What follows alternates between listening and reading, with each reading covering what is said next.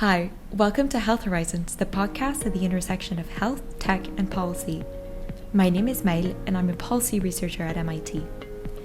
In this episode, I had the privilege of talking with Professor Michael Abramoff, the founder of Digital Diagnostics, the first company ever to receive FDA authorization for an autonomous AI system.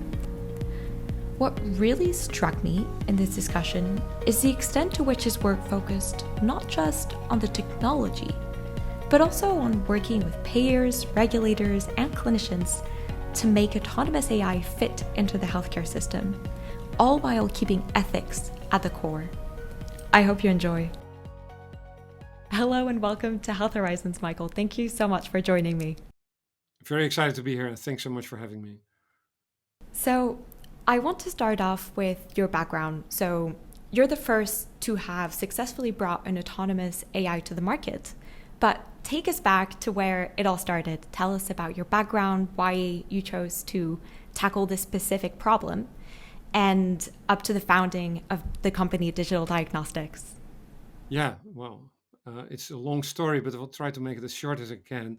So, in high school, an interest both in computer engineering or coding, as well as in medicine, decided to pursue both medical school and an engineering degree. Ultimately, ended up being more excited about coding, neural networks. I did a master's on neural networks. This was back in the 80s, so a long time ago. Trying to mimic the brain, went to Japan, worked more on the fifth generation project there. Again, mimicking the brain in a computer. That was pretty hot and new then, fifth generation. It was called long time ago, 45 years ago. And then ultimately ended up in Paris, in France, where I lived and worked for 4 years in a software startup. Ultimately, was mostly detached at Jack Alstom, helping them with CAD. Um, Decided to go back to medicine, pursue a residency and fellowship. I became a vitreoretinal surgeon. So that's an ophthalmologist who treats the back of the eye, the retina. Ultimately went on to practice. And while I was practicing, I remember very clearly there was this patient who was an artist, pretty successful painter. And he later showed me some of his paintings, and I still have some of them. And he had diabetic retinopathy, and he developed it, had pretty severe symptoms, lost most of his vision, and wasn't able to paint anymore. Essentially, after that, he was only able to do charcoal drawings, which were interesting, but not as remotely as exciting as the paintings, the colorful paintings he did before. And it was not that he didn't know about preventative medicine, and specifically if you have diabetes, you need to get a diabetic eye exam essentially every year to catch the disease before it gives symptoms and is irreversible. He knew all of that, and he just didn't get around to going. And you see that now with weight loss, right? You have people are obese, they know they're obese, they want to do something about it, they want to eat less, but it's just very, very hard, and so they don't, and they gain weight.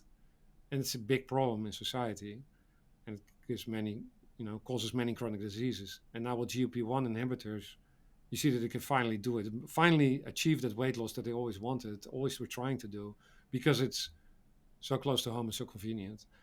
And I thought, well, with my computer background and with my background in neural networks, there must be a way where I can make it almost instantaneous and very easy to get a diabetic eye exam. And that set me up to start developing algorithms to diagnose this disease based on what my brain is doing when it diagnoses this disease. So we're talking 2000s. Ultimately, came to the US, pursued this as a scientist originally. Was a bit naive that I thought, well, I will publish solid scientific papers, and then people will say, wow, it's so good. It can be done with a computer. We need to do this. That's not how the world works. I'm pretty naive in that way. And so ultimately patented most of my inventions, a story in itself, because I thought, well, big companies like Google or IBM will come in, license the patent, which is the standard pathway.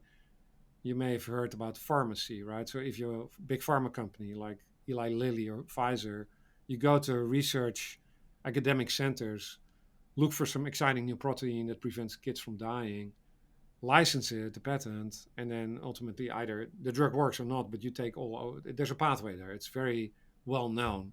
Any biochemical researcher knows you just need to claim the invention and they will take care of it. And that is not the case at all. Still not the case in AI. We're getting there, but it's just not the case. So ultimately realized I had to found a company to achieve, which for me was the important point. So I see many researchers in AI be excited about the AI itself. And I love coding and building AI. But for me, it's ultimately about patients having better outcomes. If I make a really cool algorithm and it works and it doesn't improve one patient's life in any meaningful way, then I failed. And so the company was essential in that. Okay, so you found the company, you've built this model. What are the next steps? How did you think at that point of getting people to adopt it? Was that enough? Just building a product? No, my story is mostly of it's never enough. Okay, so we'll get there. So, we did this with a team, right? So the company is to build a team, better coders than me, and so we started building it. But early on, I realized an FDA, the US FDA, is sort of a regulatory body that looks at the safety and efficacy of devices and drugs in the US, and is very well respected. Um, and decided that's the big hurdle to take, right? If you want to bring it to patients, at least they need to say it's safe and effective. I founded the company in 2010. I went to FDA in 2010. And another thing happened in 2010. So I went to FDA. I said, hey, I want a computer to make a diagnosis. And here's the reasons why. I just explained it's not enough to make an AI that does what I do, that assists me, that helps me in my clinic. Then you're not closer to the patient. There's not enough ophthalmologists ever, not enough optometrists, retinal specialists to ever diagnose and treat all these people. And that's the case for many diseases. It's never enough. It's too expensive, many reasons. And so it needs to be something that is apart from me, that is independent from any human, and that can do a high quality diagnosis. So it had to be autonomous, as I called it at the time. And that's what I went in. So it's really important that it's autonomous. It is not assistive AI, which helps me be a better doctor, hopefully, right? If proven. And FDA sort of said, well, not so fast, let's talk, right? That was very new to them. So I founded the company, went to FDA, heard this, and realized I need to raise a lot of money to make the company survive this long path, get the data and everything that we need, because I couldn't get philanthropists to be excited about this. So I had to raise money. But another thing happened, which was really, really helpful, and that was that the science I was doing was well known. And my colleagues, ophthalmologists, were starting to get a little bit concerned, actually very concerned. And the biggest journal in ophthalmology in the world, Ophthalmology Times, came out with a front page about me and my research, the Retinator, right? The Terminator of the retina. You've seen the movie, the Terminator 1 and 2, right? Revenge of the Machines. This Abramov guy is going to cost us jobs, is going to lower the quality of care. It was a bit tongue-in-cheek, but it was pretty aggressive. And here I am, this naive physician scientist trying to do the right thing, and boom, right? My chair calls me. What is going on here? You can imagine.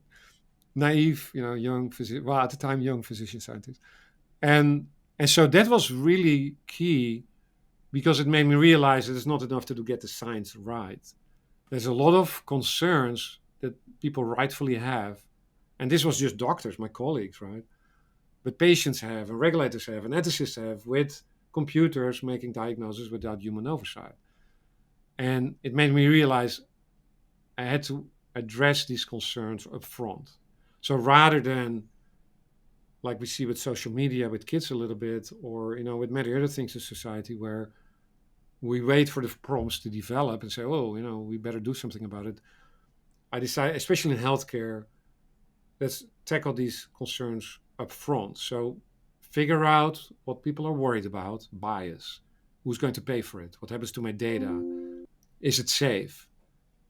many other aspects that people worry, is it going to cost my job? Is it going to be healthcare more expensive rather than cheaper? Can we address this proactively rather than reactively? Do we have answers for that? So how did you go about addressing all these concerns from very different stakeholders, whether it be Yes, doctors, regulators, I assume patients as well? ethicists, investors. So it was the discovery. There's all these different stakeholders, and they all have a say. And most importantly, in healthcare, which is considered quite conservative, meaning they resist change because of patient safety concerns. There's valid reasons, but it's not always good. And so there's a resistance. And if even one stakeholder says no, then typically it dies. We saw that with gene therapy, where we are pretty far along. Some trials went south, were not ethically defendable, but young people died, and it was shut down for more than a decade. And that really led to delays in treatment. Now we have successful gene therapy treatments, but we really had these delays and patients suffering extra long because we didn't tackle it from the ground up, in my view. So I think it's key to tackle it ground up, and it can be done.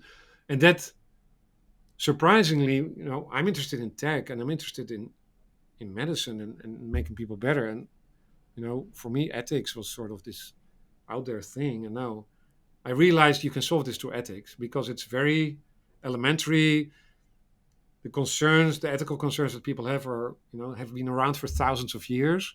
Different stakeholders, especially in different parts of the world, do not always have the same amount of concerns, but you can bring them back to those concerns. You just care about them in different amounts, right? Payers or governments typically care about cost as well as patient outcome.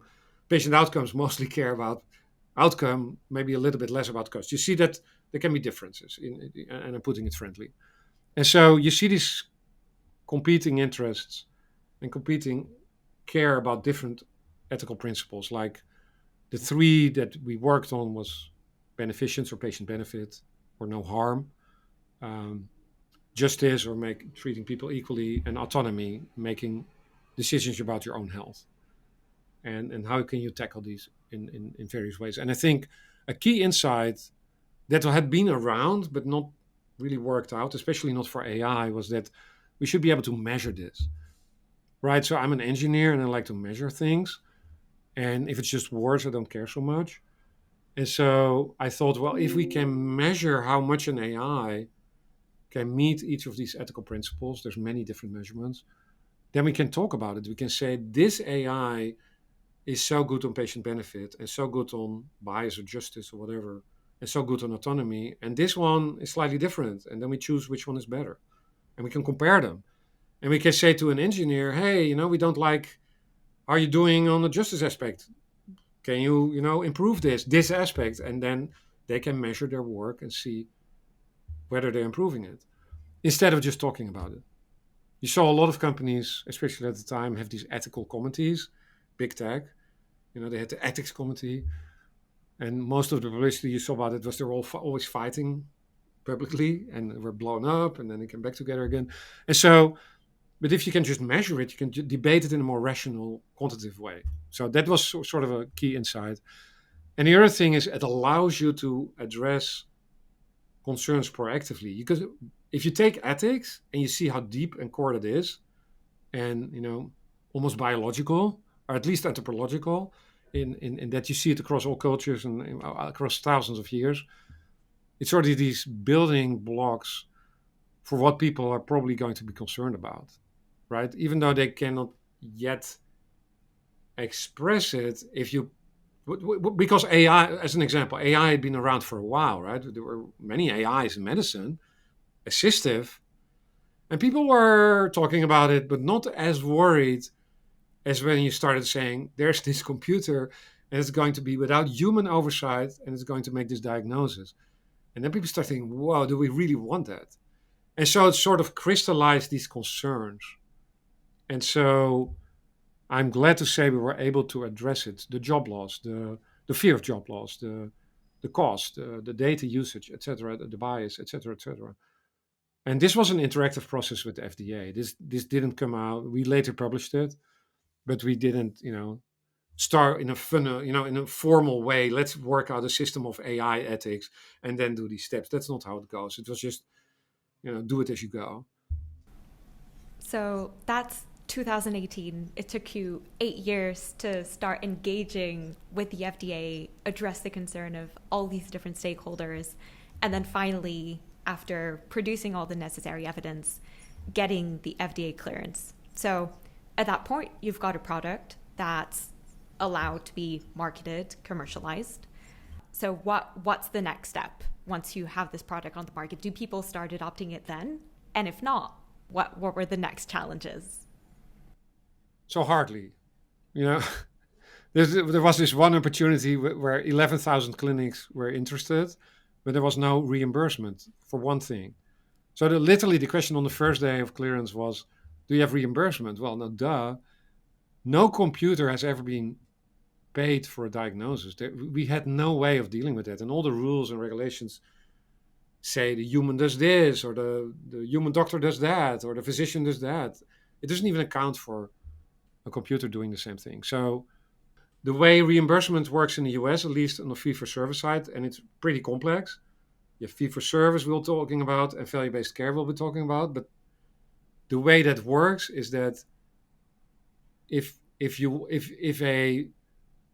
someone wants to be reimbursed for use of some technology under Medicare, they need reimbursement, and it is based on the charges that the company makes for its product, right? So if you're a doctor and using an AI device, a tool, you pay the company to use it or to buy it or whatever.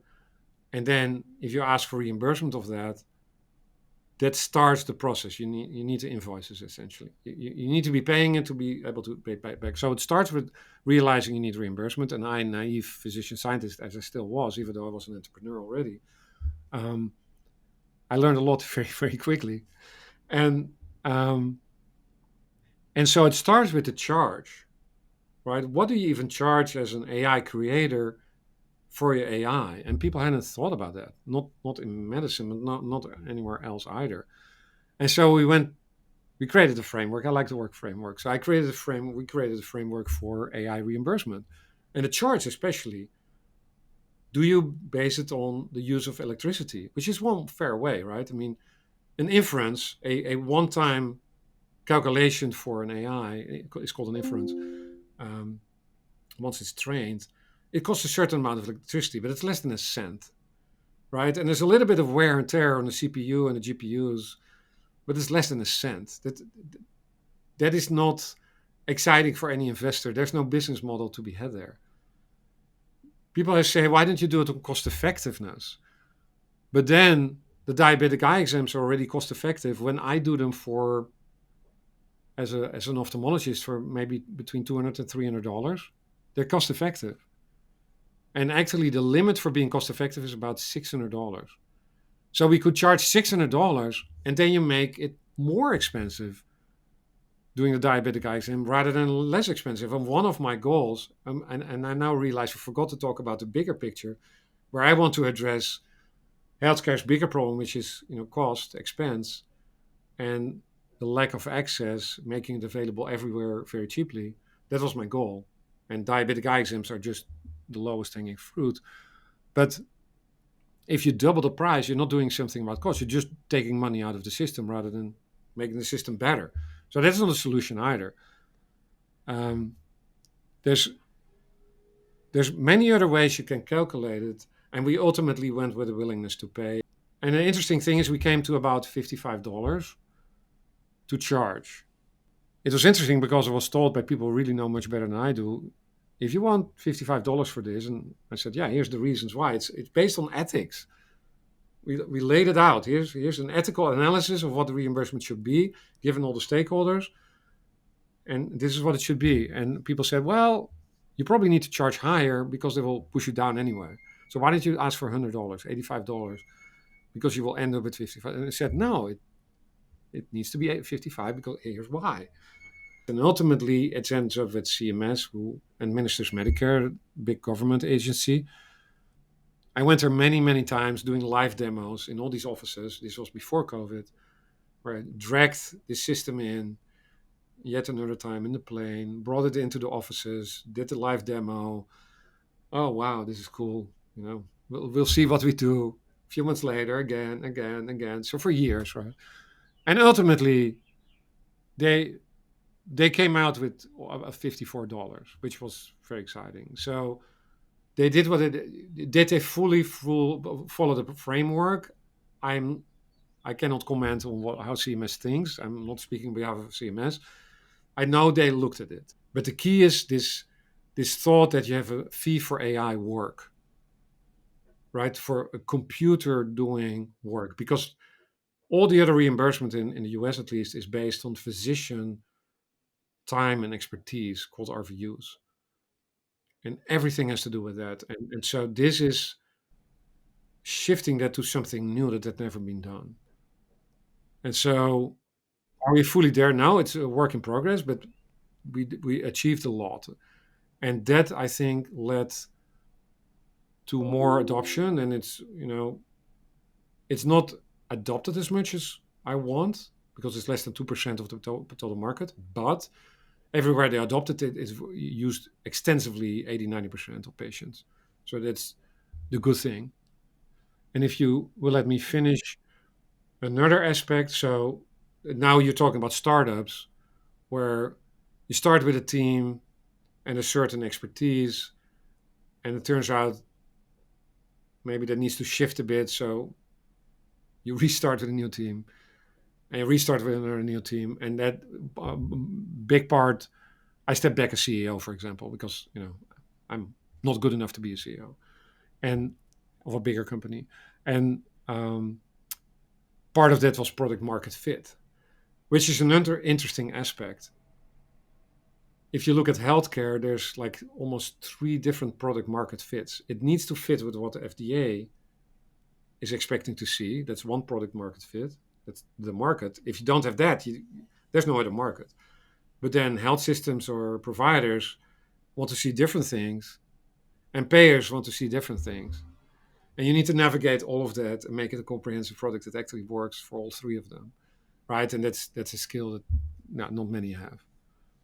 So it took a lot, but I think the building that ecosystem of charges, and how do you create out of nowhere really the charge for an AI, that was really novel. So you went through the regulatory process, worked with the FDA to approve the autonomous AI. You defined with CMS a methodology to price and to reimburse the product. I think another big piece of the puzzle here is also liability, and you did a lot of work on that part. So how do you think about liability of autonomous AI, and what is the situation in terms of liability today? Well, that's huge, especially in the US, which is a very litigious society where lawyers are play a really big role, as you can see every day. Um, and so I saw the big tech AI companies avoiding liability for their products. And especially for an autonomous AI, if you're a provider in primary care, which is where this diabetic eye exam is being done and should be done, right, close to the patient, because they do go there. They don't come to me or someone like me. Um, you essentially say, I do not have the skill and the time to do this. I want an AI to do it. And if I'm now held liable for something I don't want to do in the first place, that is not very attractive. I wouldn't use it. I would recommend no one use it under those conditions. And so um, I said, well, the only way this is going to work if the AI creator who knows the best what goes into it assumes liability for the performance of the AI, like they show to FDA. It means you stand for your product. And I started saying that before FDA cleared it. And it actually, I learned later, they followed everything I do. And that played a big role in them being more comfortable about this, that you stand for your product essentially. And so we published on that, and it's now part of the American Medical Association policy that autonomous AI creators should be assume liability for their product. Otherwise, it won't get off the ground. You need to do something, and this is a big part of it. All throughout the process, you've been publishing evidence about the performance of LumineticsCore. And so could you tell us about the types of evidence you've been generating and how do we assess autonomous AI? So back to the ethics. So if you talk about patient benefit, how do you measure patient benefit, right? And one way is, how do you know an AI is accurate? What do you compare it to? And I'm a practicing physician and I'm proud of what I do, but I do know that if the same patient visits me with the same state of disease 2 weeks or 3 weeks apart, I will differ with my own diagnosis in 10, 20% of cases. I know that. I know that I differ with my colleagues in 20 to 30% of cases. Not because either one is a bad doctor, but because there's this variability, experience, knowledge, many factors. And so if you compare an AI to a doctor and they disagree, another doctor might well agree with the AI. So you don't really know who's right and who's wrong. And many AIs got cleared and are used, and people typically, in 99% of cases, compare AIs based on comparison to doctors. But doctors are not perfect. On the contrary, I just showed you. You can look up the literature. So I said, if you take ethics and you put patient benefit as the guiding principle on one axis, right? There's the justice axis and the autonomy axis, but let's talk about the benefit axis. Then what patients care about is outcome. Right? Will I live? Will I see? Not do doctors agree or disagree about my diagnosis. You don't care about that. You just want to, what should I do to become better, doctor? And so if it starts with that, ideally you compare AIs to how good they are in predicting clinical outcome and whether something should be done, which is great. Helping someone develop an AI for the NICU for prematures, and it helps them breathe, and when they can be weaned from, assisting in breathing. And if that AI makes a wrong decision, in the next seconds you will see that it didn't make the right decision if it made the wrong decision. So that's very quick feedback. You can compare what it did to what the state of the patient is immediately. So that works. The problem is most of the diseases that we're dealing with in the healthcare system are chronic diseases. And between a diagnosis and a poor outcome like myocardial infarct or Alzheimer or death or whatever, or blindness from diabetic retinopathy can take many years or even decades. So it's a chronic disease. We're not going to do trials with AI where we wait for the disease to manifest 10 years later. Then we'll never have many AIs, right? It takes too long. And so can you have proxies for outcome? Yeah, we do. It's pretty common in medicine that you take proxies for outcome, and we decided that that is the best way to compare AI to. And then we created a metric for what is a good truth or reference standard. Like you asked, well, what do you compare it to? Well, you can actually measure what is better to compare it to than others. And sometimes you will not have that outcome, and the only way is to compare it to doctors, but you have to realize it is not as optimal for patient outcome as comparing it to some proxy for patient outcome. Taking a step back, we've seen that a lot of your journey hasn't been just about building the product, but really about accompanying and working with institutions to integrate or think about how autonomous AI can fit in healthcare. What is your vision for Digital Diagnostics, your company, and the next few years in terms of autonomous AI? Well, between 2% of the market and 80% of the market is still something. So, many things are being done about solving that. I think that's key. It needs to be ubiquitous, available for everyone. That is key because it will lower costs, it's better for outcomes, etc. But that's just one disease. There's thousands of diseases out there, many chronic diseases, many where we know what to do, we just don't get the patients to the right care in time. So there's many other glaucoma, congestive heart failure, many where we already have good treatments, we just don't get the patients. And then there's diseases where we currently designing the treatments or trials are ongoing, and we can soon expect good treatments, maybe Alzheimer, where we also want to diagnose it early to be able to treat early. So that's where I see most of the expansion. We need to get it right. And part of that was product market fit and getting real traction and real revenue. We're still a startup, right? And part of it is then with that success saying, well, now we want to do this again. We know what to do. We know the path to clearance, to reimbursement, product market fit. Here's the next one. Here's the next one. Add on and on and on. Right? That's the big vision. And then not only in the eye, but in organ systems as well. And then ultimately, this is all about diagnostic, but you want to start treating. Meaning autonomous treatment, which, for example, for antibiotic use can be beneficial if it's more rational, and also home use. So this is still embedded in the healthcare system. The device is used by providers in primary care, in this case, not in a specialty clinic like with me, but it's still not the same as home use. So how can we get autonomous AI to the home? And then part of that is proving it actually improves outcomes.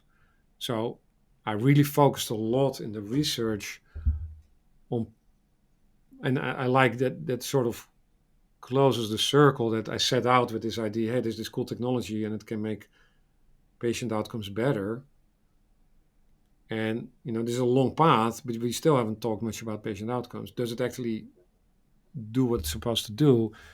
And I'm proud to say I set out to lower healthcare costs. Well, it does.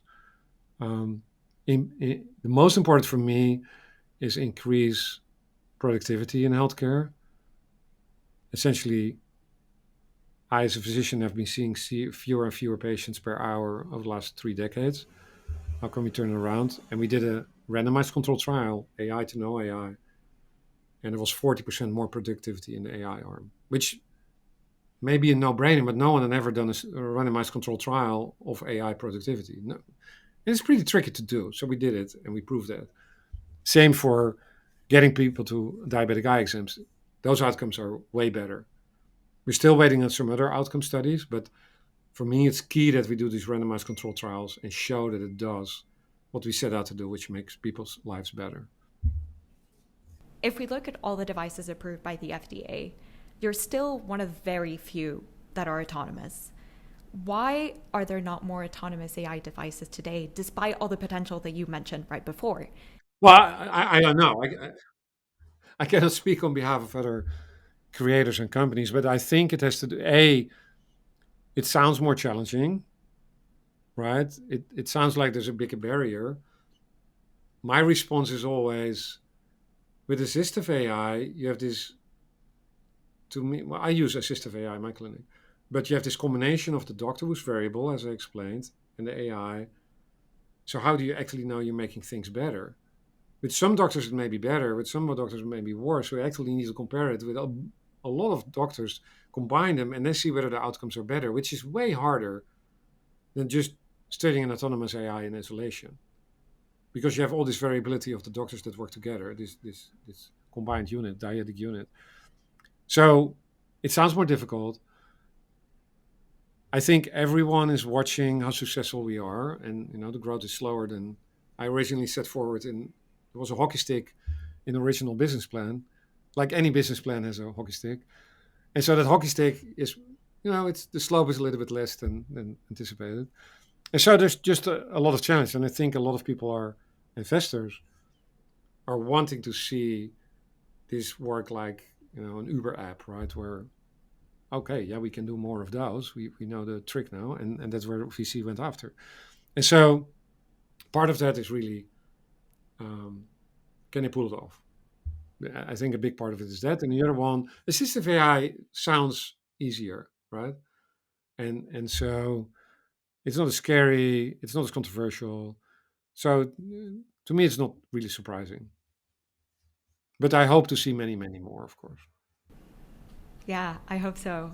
So now that you've gone through this whole journey, what are the challenges that you're facing now? I see it as policy wise, part of it is reimbursement. The more well established that is, the more comfortable people are counting on it for investment, right, in the future. The financial implications are not always clear because, especially value based care, can be very, very complex to model out, like extremely complex. And so that makes it harder to say, oh, per patient, I'm going to invest so much and will get so much back, right? Will I lose money or break even or whatever? So part of it is making that more transparent, I think. Part of it is how do we get AIs faster to market? And if you look on the pharma side, there's an actual real approval, FDA approval, which is based on randomized controlled trials, comparing outcome of patients with the drug and without the drug, or an earlier, hopefully maybe a less efficient or less efficacious drug.